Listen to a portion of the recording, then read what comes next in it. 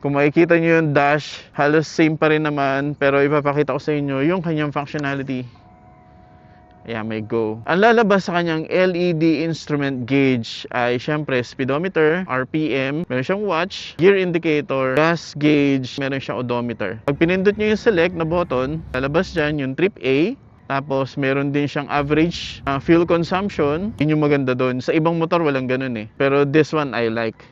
Trip B naman ganun din. Distance ng trip B.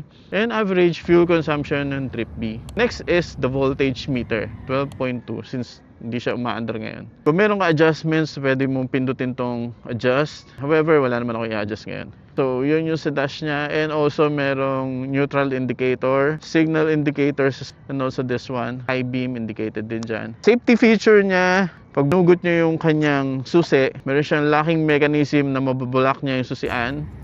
Just to open that shutter, ito yung susi sa likod, pupush nyo lang. Ayun, open na ulit siya. Okay.